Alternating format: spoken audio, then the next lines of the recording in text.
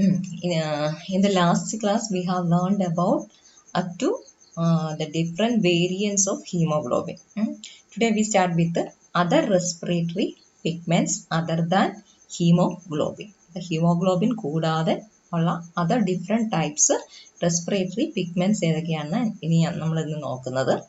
ഏതൊക്കെയാണ് അതിൻ്റെ പേര് ഞാനൊന്ന് വായിക്കാം. ക്ലോറോക്ലോറിൻ, ഹീമോസയാനിൻ, ഹീമോഎറിത്രിൻ ആൻഡ് മയോഗ്ലോബിൻ. ഓരോന്നായിട്ട് പഠിക്കാം. ക്ലോറോക്ലോറിൻ 2 പോയിന്റാണ്. ഫസ്റ്റ് ഒക്കറൻസ്, അത് എവിടെയാണ്, ഏതിൽ ഓർഗാനിസംസിലാണ് കാണുന്നതെന്ന് പറയണം, അതിൻ്റെ പ്രത്യേകത. ഈ ക്ലോറോക്ലോറിൻ എവിടെയാണ് കാണുക? In tubicolous polychaete worms. ഈ പോളിക്കീറ്റ് വേംസ് എന്ന് പറഞ്ഞാൽ എന്താ മനസ്സിലാക്കാൻ വേണ്ടിയിട്ട്, പോളി എന്ന് പറഞ്ഞാൽ മെനി, വിത്ത്, അപ്പം വേംസ് വിത്ത് മെനി കീറ്റി, സീറ്റി, അങ്ങനെയുള്ള വേംസിലാണ് ഏത് കാണുന്നത്? ക്ലോറോക്ലോറിൻ.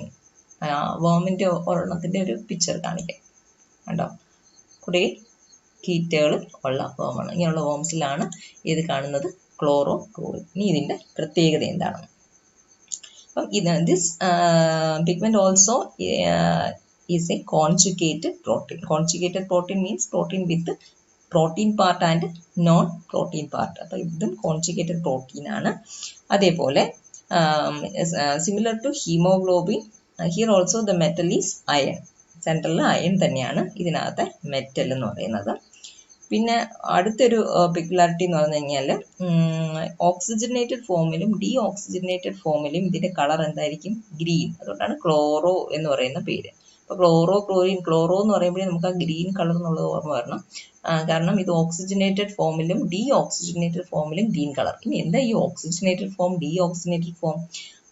ഓക്സിജനോട്ട് ബൈൻഡ് ചെയ്തിരിക്കുമ്പോൾ ഉള്ളതിനെ പറയുന്നതാണ് ഓക്സിജനേറ്റഡ് എന്നും, ഓക്സിജനെ ആയിട്ട് ഡിസോസിയേറ്റ് ചെയ്തിരിക്കുമ്പോൾ ഫോമാണ് ഡീ ഓക്സിജനേറ്റഡ് ഫോം എന്ന് പറയുന്നത്. ഇനി അടുത്തത് ഹീമോസയാനിനാണ്. ഹീമോസയാനിൻ്റെ പെക്യുലാരിറ്റി, ആ മെറ്റലിലുള്ള ഡിഫറൻസ് എടുത്ത് പറയണം. Here instead of in the place of iron the metal present here is copper. എന്തുവാ? കോപ്പർ. ഇവിടെ അയൺ അല്ല, ഏതാ വരുന്നത്? കോപ്പർ. സയാനിൻ, C4 കോപ്പർ എന്ന് നമുക്ക് ഓർത്തിരിക്കാൻ എളുപ്പമാണ് കേട്ടോ. ഹീമോസയാനിൽ മെറ്റൽ ഏതാണ്? കോപ്പർ ആണ്. എവിടെയാണ് ഇത് കാണപ്പെടുന്നത്? മൊളസ്കിനകത്തും ആർത്രോപോഡ്സിനകത്തുമാണ് ഇത് കാണപ്പെടുന്നത്. ഇനി ഹീമോഗ്ലോബിനോട് കമ്പയർ ചെയ്യുമ്പോൾ വേറൊരു ഡിഫറൻസ് എന്തുവാണ്? It lacks the porphyrin ring. ഹീമോഗ്ലോബിനകത്ത് 4 പോർഫൈറിൻ റിംഗ്സ് ഇല്ലേ? ആ 4 porphyrin rings totally lacking in haemocyanin. Other different എന്തുവാണ്? Instead of metal iron, here the metal present is copper. ഇനി അടുത്തത് ഹീമോഎറിത്രിൻ ആണ്. ഹീമോഎറിത്രിൻ എന്ന് പറയുമ്പോഴത്തേക്ക് അവിടുത്തെ പ്രോസ്തറ്റിക് ഗ്രൂപ്പ്, പ്രോസ്തറ്റിക് ഗ്രൂപ്പ് എന്ന് ഉദ്ദേശിച്ചാൽ വേറൊന്നുമല്ല, ആ മെറ്റലിൻ്റെ കേസാണ്. ഇവിടുത്തെ prosthetic group similar to haemoglobin, here also metal is iron. അത് എവിടെയൊക്കെയാണ് കാണപ്പെടുന്നത്? നമുക്ക് അത്ര ഫെമിലിയർ ഇല്ലാത്ത ചില വേംസ് ആണ്. വേംസും ചില പിന്നെ ലിവിങ് ഫോസിൽസിലും ഒക്കെയാണ് ഇത് ഹീമോഎറിത്രിൻ കാണപ്പെടുന്നത്. ആ അനിമൽസിൻ്റെ വേംസിൻ്റെ പിക്ചേഴ്സ് ജസ്റ്റ് ഒന്ന് കാണിക്കാം. സൈപ്പൻകുലിറ്റ്സ്, ലിംഗുല ആൻഡ് മെഗലോണ, ഇത് കണക്കുള്ള ഓർഗാനിസംസിലാണ് ഹീമോഎറിത്രിൻ കാണപ്പെടുന്നത്. ഇനി അതിൻ്റെ പെക്യുലാരിറ്റി എന്താ? ഓക്സിജനേറ്റഡ് കണ്ടീഷനിൽ അതിൻ്റെ കളറ് പർപ്പിൾ, ഡീ ഓക്സിജനേറ്റഡ് കണ്ടീഷനിൽ കളർ എന്താണ്? ബ്രൗൺ കളറാണ്. അതുകൊണ്ട് വേറൊരു ഡിമാർക്കേറ്റഡ് ആയിട്ടുള്ള പ്രോപ്പർട്ടി എന്ന് പറയുന്നത് oxygen binding capacity when compared to haemoglobin it is very less for haemerythrin. ഹീമോഎറിത്രിന് ഓക്സിജൻ ബൈൻഡിങ് കപ്പാസിറ്റി ഹീമോഗ്ലോബിനോട് കമ്പയർ ചെയ്യുമ്പോൾ കുറവാണ്. ഇനി അടുത്തത് മയോഗ്ലോബിൻ. മയോഗ്ലോബിൻ എന്ന് പറയുമ്പോൾ മയോ റിലേറ്റിംഗ് വിത്ത് മസിലിനകത്തുള്ള റെസ്പിറേറ്ററി പിഗ്മെന്റ് ആണെന്ന് മനസ്സിലാക്കണം. പ്രത്യേകത എന്താണെന്ന് വെച്ച് കഴിഞ്ഞാൽ ഇതിനൊരു സബ് യൂണിറ്റേ ഉള്ളൂ, ഒരു സിംഗിൾ പോളിപെപ്റ്റൈഡ് ചെയിനേ ഉള്ളൂ. ഹീമോഗ്ലോബിനിൽ 4 എണ്ണം ഉണ്ടായിരുന്നു, 2 ആൽഫ ആൻഡ് 2 ബീറ്റ. ഇവിടെ സിംഗിൾ പോളിപെപ്റ്റൈഡ് ചെയിൻ. അതുകൊണ്ട് ഒരു സിംഗിൾ ചെയിൻ ഗ്ലോബുലാർ പ്രോട്ടീൻ ആണ് മയോഗ്ലോബിൻ. അപ്പം പറഞ്ഞോണം, മയോഗ്ലോബിൻ എന്ന് കേൾക്കുമ്പോൾ സിംഗിൾ ചെയിൻ ഗ്ലോബുലാർ പ്രോട്ടീൻ. അപ്പം ആ സിംഗിൾ ചെയിനിന് എത്ര അമിനോ ആസിഡ്സ് ഉണ്ട്? 153 അമിനോ ആസിഡ്സ് ഉണ്ട്. അപ്പം അതിനകത്ത് പ്രോസ്തറ്റിക് ഗ്രൂപ്പായിട്ട് ഒരു ഹെയിമും കാണും. ഹീമോഗ്ലോബിനിൽ 4 ഹെയിമായിരുന്നുള്ളത്. പിന്നെ അതിൻ്റെ വെയിറ്റ് എന്ന് പറയുന്നത് 16,700 ഡാൾട്ടൺ. അപ്പോൾ ഇത്രയും പെക്യുലാരിറ്റി അത് പറയണം. അതിൻ്റെ ഇമേജ് ജസ്റ്റ് കാണിക്കാം. കണ്ടോ, സിംഗിൾ ചെയിൻ ആണ്, അതുകൊണ്ടാണ് ഒരൊറ്റ കളറിൽ കൊടുത്തിരിക്കുന്നത്. ഫോൾഡ് ചെയ്ത് ഇങ്ങനെ കിടക്കുകയാണ്. ഇതിൻ്റെ ഫങ്ഷൻ എന്തുവാ? മസിലാണല്ലോ കൂടുതൽ ഓക്സിജൻ വേണ്ടത്. നമ്മൾ ഓരോ ഫങ്ഷൻ, എക്സസൈസ്, റണ്ണിങ്, പിന്നെ അതൊക്കെ ചെയ്യുമ്പോഴത്തേക്ക്, വർക്കിംഗ് ഒക്കെ ചെയ്യുമ്പോഴത്തേക്ക് കൂടുതൽ ഓക്സിജൻ വേണ്ടുന്നത് എവിടെയാ? മസിൽസിൽ. അപ്പം മസിൽസിന് കൂടുതൽ ഓക്സിജൻ കൊടുക്കാൻ വേണ്ടി മസിൽസിൽ പ്രസന്റ് ആയിട്ടിരിക്കുന്ന റെസ്പിറേറ്ററി പിഗ്മെന്റ് ആണ് മയോഗ്ലോബിൻ. അപ്പോൾ അതിനൊരു പ്രത്യേകത വേണം. കൂടുതൽ ഓക്സിജൻ കൊടുക്കണമെങ്കിൽ it should have high affinity to oxygen than haemoglobin. അതതിൻ്റെ പ്രത്യേകമാണ്. വളരെ ലോ ലെവൽ ഓക്സിജൻ ഉള്ള കണ്ടീഷനിലും പെട്ടെന്ന് പോയി ഓക്സിജനുമായിട്ട് ബൈൻഡ് ചെയ്യും. ഹീമോഗ്ലോബിൻ ആണെങ്കിൽ അങ്ങനെ പറ്റത്തില്ല. ഒരു പെർട്ടിക്കുലർ ലെവൽ ഓഫ് ഓക്സിജൻ വേണം, അതിനോട് അഫിനിറ്റി വേണം. മയോഗ്ലോബിന് ഓക്സിജന്റെ ലെവൽ കുറഞ്ഞിരുന്നു കഴിഞ്ഞാലും ഹൈ അഫിനിറ്റി, ഓക്സിജൻ എവിടെയെങ്കിലും കണ്ടാൽ മതി, ഇപ്പോഴേ പോയി അതിനെ ബൈൻഡ് ചെയ്യും. അപ്പം ദാറ്റ്സ് അബൌട്ട് മയോഗ്ലോബിൻ. അപ്പം these four are the other respiratory pigment in addition to hemoglobin. They are all conjugated proteins. Next എന്ന് പറയുന്നത് ആൽവിയോളാർ ഗ്യാസ് എക്സ്ചേഞ്ച്. ആൽവിയോള എന്ന് പറഞ്ഞു കഴിഞ്ഞാൽ എന്താണെന്ന് അറിയാലോ? ആൽവിയോള എന്ന് പറഞ്ഞു കഴിഞ്ഞാൽ ലങ്സിനകത്തെ സ്മോൾ ഗ്രേപ്സ് പോണക്കുള്ള ഗ്രേപ്സ് ഷേപ്ഡ് ആയിട്ടുള്ള സ്മോൾ എയർ സാക്സിനാണ് ആൽവിയോള എന്ന് പറയുന്നത്. എല്ലാം അറിയാവുന്ന ഓർമ്മിപ്പിക്കാൻ വേണ്ടിയിട്ട് നമുക്കതിൻ്റെ സ്ട്രക്ചർ ഒന്ന് നോക്കാം. അപ്പോൾ ഇതാണല്ലോ ലങ്സ്. അപ്പം lungs first comes as trachea, divide into bronchus പിന്നെ ഡിവൈഡ് ചെയ്തിട്ട് ബ്രോങ്ക്യോൾസ് പിന്നെ then ends up in small air sacs called alveoli. ഇതാണ് നമ്മുടെ മനസ്സിലിരിക്കേണ്ട ലങ്സിൻ്റെ സ്ട്രക്ചർ. ഓക്കെ, അപ്പം നമ്മൾ ബ്രീത്ത് ചെയ്യുന്ന ഓക്സിജൻ ഇതുവഴി പാസ് ചെയ്ത് ഇവിടെ വന്ന് ആൽവിയോളയിൽ എത്തുന്നു. ഈ ആൽവിയോളയുടെ ഒരു മാഗ്നിഫൈഡ് ആയിട്ടുള്ള ഇമേജ് ഇവിടെ കാണിച്ചിരിക്കുക ഉണ്ടോ? ഇതിൽ റെഡ് ലൈൻ ആയിട്ട് കാണിച്ചിരിക്കുന്നത് ഇംപ്യൂർ എയർ, പിന്നെ റെഡ് ആയിട്ടുള്ളത് ഓക്സിജൻ ഇങ്ങോട്ട് വരുന്നത്, ബ്ലൂ എന്ന് പറയുന്നത് തിരിച്ച് കാർബൺ ഡൈ ഓക്സൈഡ് പോകുന്നതോ കാണിച്ചത്. അപ്പോൾ ഈ ആൽവിയോള ഒരെണ്ണത്തിനെ കാണിച്ചപ്പോൾ അതിൻ്റെ പ്രത്യേകം നോക്കിയേ, മാക്സിമം അതിൻ്റെ സർഫസ് ഏരിയയെ കവർ ചെയ്തുകൊണ്ട് റാപ്പ് ചെയ്തുകൊണ്ട് ബ്ലഡ് കാപ്പിലറി ഉണ്ട്. അതേപോണക്ക് ഈ ആൽവിയോളയും ഈ ബ്ലഡ് കാപ്പിലറിയും തമ്മിലുള്ള ആ ബാരിയർ എന്ന് പറയുന്നത് വളരെ തിന്നായിട്ടുള്ളൊരു ബാരിയറാണ്. മനസ്സിലായോ? അതേപോലെ തന്നെ ഈ ആൽവിയോളയിലോട്ട് നമ്മൾ റെസ്പിറേറ്റ് ചെയ്ത് കയറ്റുമ്പോൾ ആഫ്റ്റർ ആൻഡ് ഇൻസ്പിറേഷൻ ഇതിൻ്റെ ഉള്ളിൽ ഓക്സിജൻ്റെ അളവ് കൂടുതലായിരിക്കും.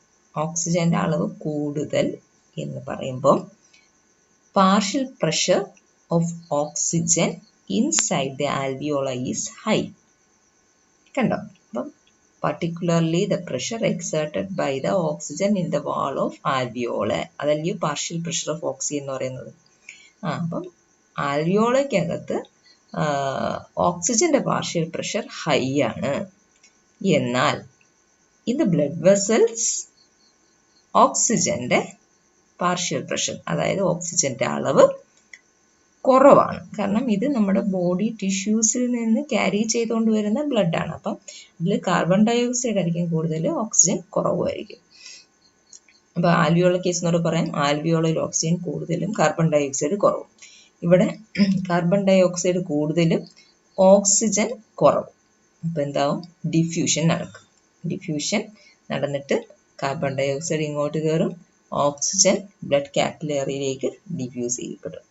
അപ്പം ഈ ഈസി ഡിഫ്യൂഷനെ ഹെൽപ്പ് ചെയ്യുന്ന രണ്ട് ഫാക്ടേഴ്സാണ് thin barrier between alveoli and capillary, അതൊന്ന്. രണ്ടാമതെന്ന് പറയുന്നത് large area of contact between blood capillary and alveoli. These two factors facilitate easy diffusion of air between alveoli and blood capillary. അപ്പം ആൽവിയോളാർ ഗ്യാസ് എക്സ്ചേഞ്ച് നിങ്ങൾക്ക് കൃത്യമായിട്ട് മനസ്സിലായെന്ന് കരുതുന്നു. Next gas exchange in tissues ആണ് വേണ്ടുന്നത്. അതിനകത്ത് ബേസിക് പ്രോസസ് ടിഷ്യൂവിൽ വരുമ്പോഴത്തേക്ക് ഇനി എക്സ്ചേഞ്ച് എങ്ങനെയാണ്. അപ്പോൾ നമുക്ക് മനസ്സിലായി, ഇപ്പോൾ ആൽവിയോളയിൽ എത്തിയ ഓക്സിജനെ ബ്ലഡ് കാപ്പിലറീസ് റിസീവ് ചെയ്തിട്ട് ആ ബ്ലഡ് ഉള്ള കാപ്പിലറീസ് എവിടെ പോകുന്നു? ടിഷ്യൂസിൽ പോകുന്നു. ഈ ടിഷ്യൂസിലെ കേസ് എന്തായിരിക്കും? ഒരു മെറ്റബോൾസം ഒക്കെ കഴിഞ്ഞിട്ട് ടിഷ്യൂസിൽ എന്ത് കൂടുതലായിരിക്കും? കാർബൺ ഡൈ ഓക്സൈഡ് കൂടുതലും ഓക്സിജൻ കുറവുമായിരിക്കും. അതായത് partial pressure of carbon dioxide is high and partial pressure of oxygen is low. അപ്പോൾ ഇവിടെ നമ്മൾ ആൽവിയോളയിൽ പറഞ്ഞ സെയിം കേസ് തന്നെ ഇവിടെ നടക്കുന്നുണ്ട്. എന്താണ്? ടിഷ്യൂവിൽ നിന്ന് കാർബൺ ഡൈ ഓക്സൈഡ് ഡിഫ്യൂസ് ചെയ്ത് ബ്ലഡ് കാപ്പിലറിയിലോട്ടും വരും. ബ്ലഡ് കാപ്പിലറിയിൽ നിന്ന് ഓക്സിജൻ ഡിഫ്യൂസ് ചെയ്ത് ഇവിടോട്ട് വരും, ടിഷ്യൂവിലോട്ട് വരും. That is A basic process. ഇനി നമ്മൾ ഓരോന്നിൻ്റെയും ട്രാൻസ്പോർട്ട്, ഇത് വളരെ വളരെ വളരെ ഇമ്പോർട്ടൻ്റ് ആണ്. അടുത്തത് ടീച്ചർ പറയാൻ പോകുന്നത് ഓക്സിജൻ്റെ ട്രാൻസ്പോർട്ടിൻ്റെ കാര്യവും കാർബൺ ഡൈ ഓക്സൈഡിൻ്റെ ട്രാൻസ്പോർട്ടിൻ്റെ കാര്യവും. ഫസ്റ്റ് നമുക്ക് ഓക്സിജൻ്റെ ട്രാൻസ്പോർട്ട് എങ്ങനെയാണെന്ന് നോക്കാം. Oxygen transport. ഓക്സിജൻ ട്രാൻസ്പോർട്ട് മെയിനായിട്ട് രണ്ട് രീതിയിലാണ് നടക്കുന്നത്. അതിൽ ഒന്നാമത്തേന്ന് പറയുന്നത് dissolved in plasma and erythrocyte water. Erythrocyte എന്ന് പറഞ്ഞാൽ എന്തുവാ? RBC. അപ്പം പ്ലാസ്മയിൽ ഡിസോൾവ് ആയിട്ടും RBCയിലെ വാട്ടറിൽ ഡിസോൾവ് ആയിട്ടും A small amount of oxygen can be transported. ആ സ്മോൾ എമൗണ്ട് എന്ന് പറയുന്നത് എത്ര പെർസെൻറ്റേജ് എന്നറിയോ? ഓൺലി 3%. അപ്പം 3% ഓക്സിജൻ എങ്ങനെയാണ് ട്രാൻസ്പോർട്ട് ചെയ്യുന്നത്? Dissolved in plasma. പ്ലാസ്മ എന്ന് പറയുമ്പോൾ എന്താ? ഫ്ലൂയിഡ് പാർട്ട് ഓഫ് ബ്ലഡ്, അതൊക്കെ അപ്പം പ്ലാസ്മയിൽ ഡിസോൾവ് ആയിട്ടും പിന്നെ എറിത്രോസൈറ്റിനകത്ത് വാട്ടറിൽ ഡിസോൾവ് ആയിട്ടും 3% ട്രാൻസ്പോർട്ട് ചെയ്യും. ഇനി ദ റിമൈനിങ് 98% കാര്യമോ? That 98% is transported by combining with the hemoglobin. That we already know that one hemoglobin can carry 4 oxygen molecule. Why? Because hemoglobin has 4 subunits and each subunit carrying 1 heme group each, and each heme group can carry 1 oxygen molecule. So totally 1 hemoglobin can carry 4 oxygen molecule. അപ്പോൾ 3% എങ്ങനെയാണ്, 98% എങ്ങനെയാണെന്ന് പറഞ്ഞു. ഇനി നമ്മൾ അറിഞ്ഞിരിക്കുന്ന 2 term ഉണ്ട്. Haemoglobin ഓക്സിജനുമായിട്ട് bind ചെയ്തിരിക്കുന്ന കണ്ടീഷനെ പറയുന്ന പേരാണ് oxygenated haemoglobin. In that form haemoglobin exist in bright red colour. അപ്പം ഹീമോഗ്ലോബിൻ ഓക്സിജനുമായിട്ട് ബൈൻഡ് ചെയ്തിരിക്കുമ്പം നല്ല ബ്രൈറ്റ് റെഡ് കളറിലിരിക്കും. ഇനി ഓക്സിജനെ നിന്ന് ഡിറ്റാച്ച് ആയി കഴിയുമ്പം, അതായത് ഓക്സിജൻ റിലീസ് ചെയ്ത് കഴിയുമ്പോൾ ഹീമോഗ്ലോബിനെ എന്ത് പറയും? ഡി ഓക്സിജനേറ്റഡ് ഹീമോഗ്ലോബിൻ എന്ന് പറയും. അതിനകത്ത് ഓക്സിജൻ ട്രാൻസ്പോർട്ട് സൈക്കിള് കൊടുത്തിരിക്കുകയാണ് റെഡ് ബ്ലഡ് സെൽസിൽ നിന്ന് വരുന്നത്. ഇവിടെ നോക്കുക, ലങ്സിൽ നിന്ന് RBCയിൽ ഇതാ വന്നു ഓക്സിജനേറ്റഡ് റെഡ് ബ്ലഡ് സെൽസ് ആണ്. ഇത് ഇവിടെ വന്നു ടിഷ്യൂസിൽ, ഓരോ പല ഡിഫറെൻറ്റ് ടൈപ്സ് ഓഫ് ടിഷ്യൂസിലേക്ക് കൊടുക്കുന്നു. വളരെ സിമ്പിളാണ് ഓക്സിജൻ ട്രാൻസ്പോർട്ട്. ഇത് അത്രയും ചോദിക്കാറില്ല. കാർബൺ ഡൈ ഓക്സൈഡ് ട്രാൻസ്പോർട്ടാണ് കൂടുതലും ചോദിക്കുന്നത്. Okay, next. ഇനി ഓക്സിജൻ ഡിസോസിയേഷൻ കർവ് കൂടെ നമുക്ക് പഠിക്കണം. അപ്പം അത് എന്താന്ന് നോക്കാം. ഇതാണ് ഓക്സിജൻ ഡിസോസിയേഷൻ കർവ്. അപ്പം ഇതിലെ കാര്യങ്ങൾ ഞാൻ പോയിന്റ് ബൈ പോയിന്റ് ആയിട്ട് പറയാം. ഫസ്റ്റ് നമുക്ക് മനസ്സിലാക്കേണ്ടത് ഫോർമേഷൻ ഓഫ് ഓക്സി ഹീമോഗ്ലോബിൻ. എല്ലാവരും നോട്ട് ചെയ്തല്ലോ, formation of oxy haemoglobin. Oxy haemoglobin എങ്ങനെ ഫോം ചെയ്യുന്നത്? When haemoglobin binds with oxygen, oxy haemoglobin will form. അപ്പം ഹീമോഗ്ലോബിൻ 2 ഫോമിലായിട്ട് അങ്ങോട്ടും ഇങ്ങോട്ടും ട്രാൻസ്ഫോം ചെയ്യപ്പെടും. ഒരു എന്തുവാണ്, അതിന് രണ്ട് ഡ്യുവൽ ഫേസ് ഉണ്ടെന്ന് പറയാം അല്ലേ. അപ്പം oxygenated and deoxygenated phase ഉണ്ട്. അപ്പം ഹീമോഗ്ലോബിൻ ഹീമോഗ്ലോബിൻ ഓക്സി ഹീമോഗ്ലോബിൻ നിന്ന് ഓക്സിജൻ റിലീസ് ചെയ്ത് ഹീമോഗ്ലോബിൻ ഫ്രീ ആവുന്ന പ്രോസസ്സ്. അതായത് ഓക്സി ഹീമോഗ്ലോബിനിൽ നിന്ന് ഓക്സിജനും പുറത്തു വരും, അതേപോലെ ഹീമോഗ്ലോബിൻ പുറത്തു വരും. ആ പ്രോസസ്സ് എന്ന് പറയുന്നത് ആ റിയാക്ഷനെ പ്രോംപ്റ്റ് ചെയ്യുന്ന ചില ഫാക്ടേഴ്സ് ഉണ്ട്, അത് മനസ്സിലാക്കണം. എന്തിനാ പ്രോംപ്റ്റ് ചെയ്യുന്ന? ഇപ്പം ഹീമോഗ്ലോബിൻ ഓക്സിജനെ ക്യാരി ചെയ്തുകൊണ്ട് വരുമ്പോൾ അതിനെ ഓക്സി ഹീമോഗ്ലോബിൻ എന്ന് പറയും. അത് ഹീമോഗ്ലോബിനിൽ വെച്ചിരുന്നാൽ പറ്റത്തില്ല, ടിഷ്യൂസിനായാലും റിലീസ് ചെയ്ത് കൊടുക്കണം. അപ്പം റിലീസ് ചെയ്ത് കൊടുക്കുമ്പോൾ നമുക്കറിയാം എന്തൊക്കെ കിട്ടും, ഒരു ഓക്സിജനും വരും, ഒരു ഫ്രീ ആയിട്ടുള്ള ഹീമോഗ്ലോബിനും. ആ റിയാക്ഷൻ നടക്കണം, എന്നാലല്ല ടിഷ്യൂസിന് ഓക്സിജൻ കിട്ടുള്ളൂ. അപ്പോൾ അത് നടക്കണമെങ്കിൽ ചില കണ്ടീഷൻ സാറ്റിസ്ഫൈ ചെയ്യണം. എന്തൊക്കെയായിരിക്കും? മെയിൻലി എന്തുമായിരിക്കും? ബേസിക്കലി എന്ന് വെച്ച് കഴിഞ്ഞാൽ ടിഷ്യൂവിൽ ഓക്സിജൻ്റെ പാർഷ്യൽ പ്രഷർ കുറവായിരിക്കണം, എങ്കിലല്ല എന്താണ് ബ്ലഡ് കാപ്പിലറിയിൽ നിന്ന് ഡിഫ്യൂസ് ചെയ്തിട്ട് ടിഷ്യൂവിൽ വരുള്ളൂ. അത് ഒരു കണ്ടീഷൻ. പിന്നെ രണ്ടാമത്തെ കണ്ടീഷൻ എന്ന് പറയുന്നത് ടെമ്പറേച്ചർ ഹൈ ആയിരിക്കണം. പിന്നെ മൂന്നാമത്തെ എന്ന് പറയുന്നത് pH ലോ ആയിരിക്കണം ടിഷ്യൂവിൽ. pH ലോ എന്ന് പറയുമ്പോൾ എന്തുവാ? pH ലോ ആയിരിക്കാൻ എന്തുവാണ്? pH എന്ന് പറഞ്ഞു കഴിഞ്ഞാൽ ന്യൂട്രൽ എന്ന് പറയുമ്പോൾ വാല്യൂ 7, ആൽക്കലൈൻ എന്ന് പറയുമ്പോഴത്തേക്ക് എബവ് 7, ആസിഡിക് എന്ന് പറയുമ്പോഴത്തേക്ക് ബിലോ 7. അപ്പം pH കുറയുക എന്ന് പറഞ്ഞു കഴിഞ്ഞാൽ ബിലോ 7 ആണ്, ദാറ്റ് മീൻസ് ആസിഡിക്. അപ്പം ആസിഡിക് കണ്ടീഷൻ വരണമെങ്കിൽ ഏത് ഗ്യാസ് കൂടണം? കാർബൺ ഡയോക്സൈഡ് കൂടണം. മനസ്സിലായോ? അപ്പം ഇൻഡയറക്ട്ലി പറയുകയാണ് partial pressure of carbon dioxide is high, at the same time pH is low. അപ്പം 3 കണ്ടീഷൻസ് ആണ് പറയുന്നത് ഹീമോഗ്ലോബിനിൽ നിന്ന് ഓക്സിജൻ റിലീസ് ചെയ്യാൻ. ഏതൊക്കെയാണ്? Low partial pressure of oxygen, high temperature, then low pH. ഇത്രയും ഫാക്ടേഴ്സ് നടക്കുമ്പോഴത്തേക്ക് പ്രസന്റ് ആകുമ്പോഴത്തേക്ക് ടിഷ്യൂവിൽ ഉണ്ടായിരിക്കുമ്പം ബ്ലഡ് കാപ്പിലറിലെ ഓക്സി ഹീമോഗ്ലോബിൻ എന്തായിട്ട് മാറും? Free deoxygenated haemoglobin and oxygen ആയിട്ട് മാറും. ഇനി നെക്സ്റ്റ് പോയിന്റ് എന്ന് പറയുന്ന ഒരു ടേം ആണ് പെർസെൻറ്റേജ് ഹീമോഗ്ലോബിൻ സാച്ചുറേഷൻ. ക്ലിയർ ആയോ? Percentage haemoglobin saturation.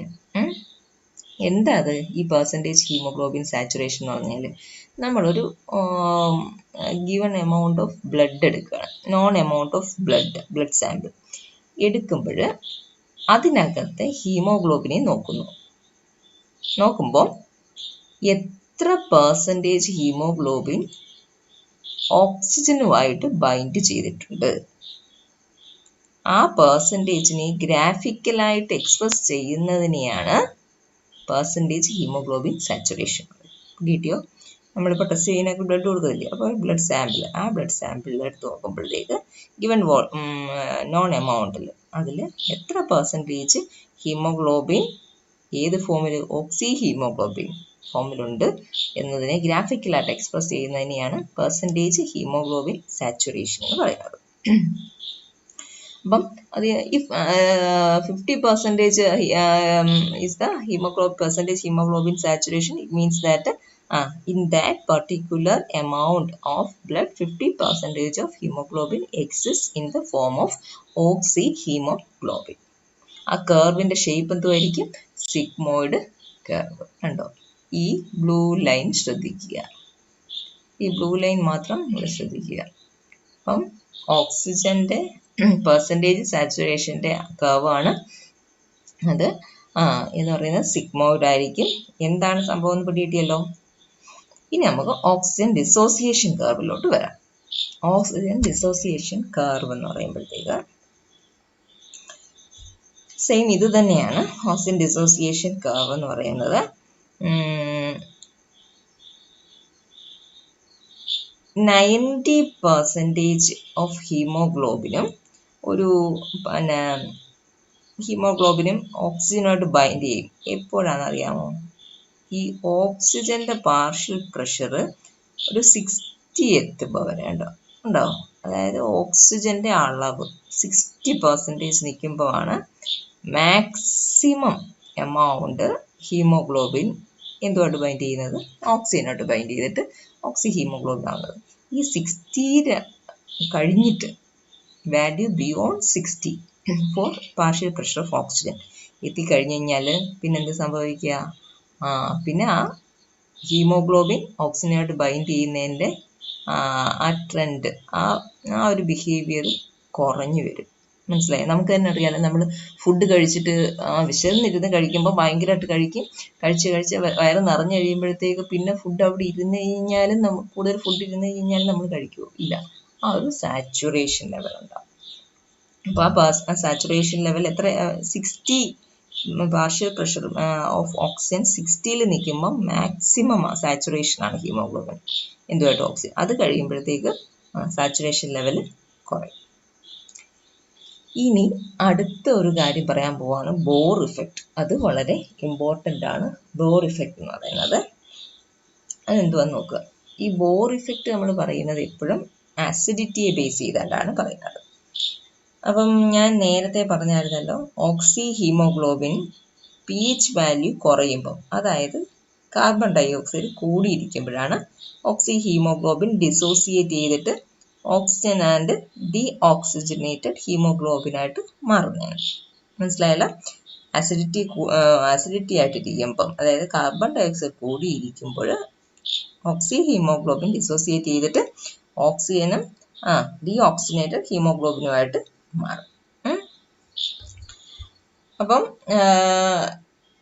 Carbon dye oxide, അപ്പം വാട്ടറുമായിട്ട് ഈ ഒരു പ്രോസസ്സ് മനസ്സിൽ ഉണ്ടായിരിക്കണം. കാർബൺ ഡൈ ഓക്സൈഡ് എപ്പോഴും വാട്ടറുമായിട്ട് കമ്പൈൻ ചെയ്യുമ്പം ഉണ്ടാകുന്ന ആസിഡാണ് കാർബോണിക് ആസിഡ് എന്ന് പറയുന്നത്, ഇല്ലയോ?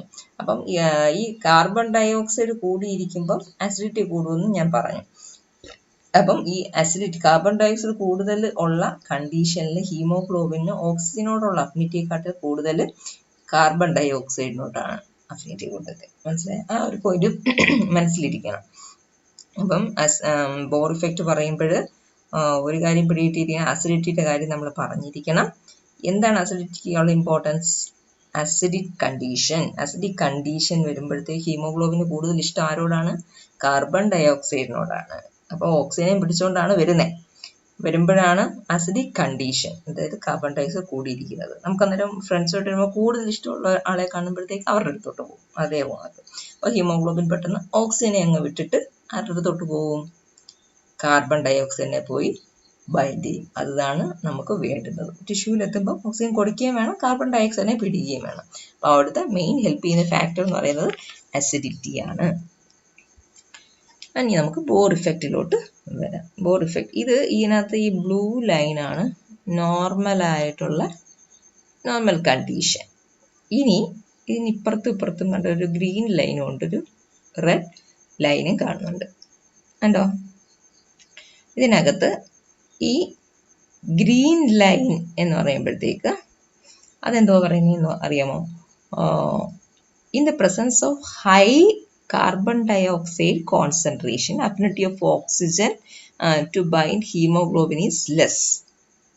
So, the curve shift to right.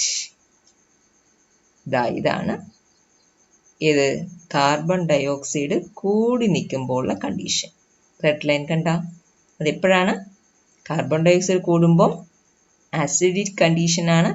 Acidic കണ്ടീഷനിൽ haemoglobin has more affinity with ഏതുമായിട്ടാണ്? കാർബൺ ഡൈ ഓക്സൈഡ് ആണ്. അപ്പോൾ നമ്മുടെ ഈ നോർമൽ കർവിൻ്റെ പൊസിഷനിൽ നിന്ന് റൈറ്റിലോട്ട് കർവ് ഷിഫ്റ്റ് ചെയ്യും. കേട്ടോ?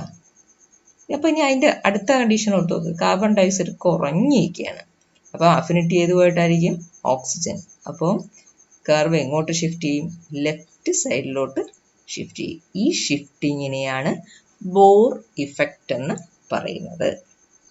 ഈ ബോർ ഇഫക്റ്റ് ആണ് മെയിൻ പ്രിൻസിപ്പിൾ. എന്തിൻ്റെ? ടിഷ്യൂവിൽ എത്തുമ്പോൾ ഹീമോഗ്ലോബിനിൽ നിന്ന് എങ്ങനെയാണ് ഓക്സിജൻ ടിഷ്യൂവിന് കിട്ടുന്നത് എന്നതിൻ്റെ പ്രിൻസിപ്പിൾ ഈ ബോർ ഇഫക്റ്റ് ആണ്. അപ്പോൾ ബോർ ഇഫക്റ്റ് മെയിനായിട്ട് നമുക്ക് എന്താ പറയാൻ പറ്റും? കാർബൺ ഡൈ ഓക്സൈഡ് കൂടിയിരിക്കുമ്പോഴത്തേക്ക് ഹീമോഗ്ലോബിൻ്റെ അഫിനിറ്റി കാർബൺ ഡൈ ഓക്സൈഡിനോടാകുമ്പോഴത്തേക്ക് കർവ് റൈറ്റിലോട്ട് ഷിഫ്റ്റ് ചെയ്യും. ഇനി കാർബൺ ഡൈ ഓക്സൈഡ് കുറഞ്ഞിരിക്കുമ്പോൾ ഹീമോഗ്ലോബിൻ അഫിനിറ്റി ഓക്സിജനോട്, അപ്പോൾ കർവ് ലെഫ്റ്റിലോട്ട് ഷിഫ്റ്റ് ചെയ്യും. ആ ഒരു പ്രിൻസിപ്പിൾ, അതിൻ്റെ ബേസിലാണ് ഈ ബ്ലഡ് കാപ്പിലറിയിലെ ഹീമോഗ്ലോബിൻ ക്യാരി ചെയ്തുകൊണ്ട് വരുന്ന ഓക്സിജൻ ടിഷ്യൂവിൽ കൊടുക്കുന്നത്. ടിഷ്യൂവിലോട്ടാണെങ്കിലും ആൽവിയോളയിലായാലും എക്സ്ചേഞ്ച് നടക്കുന്നതിന് ബേസിക് പ്രോസസ് അടിസ്ഥാനം എന്തുകൊണ്ട് ആസിഡിറ്റിയാന്ന് നമുക്ക് പറയാം അല്ലേ.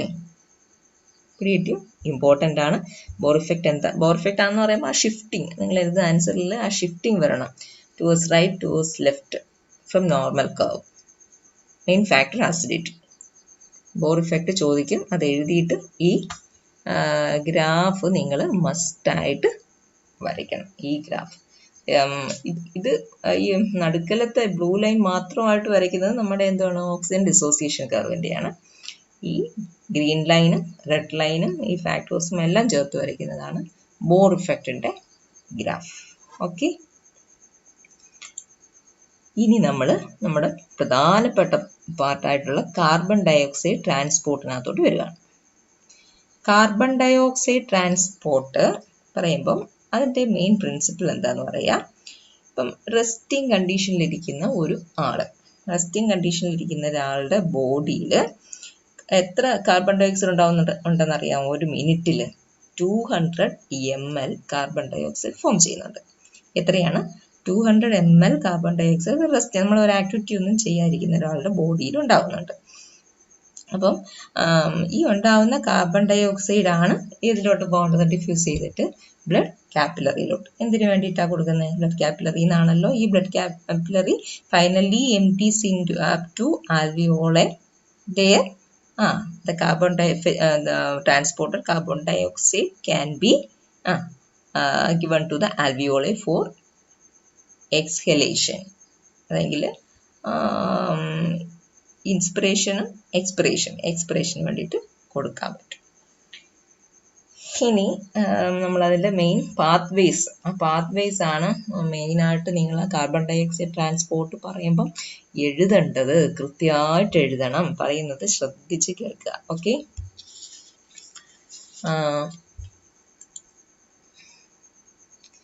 ഇതാണ് അതിൻ്റെ പിക്ചർ. ഇതിൽ ആദ്യത്തെ പിക്ചർ എന്ന് പറയുന്നത് ഇത് ബ്ലഡ് കാപ്പിലറിയാണ് കാണിച്ചേക്കുന്നത്.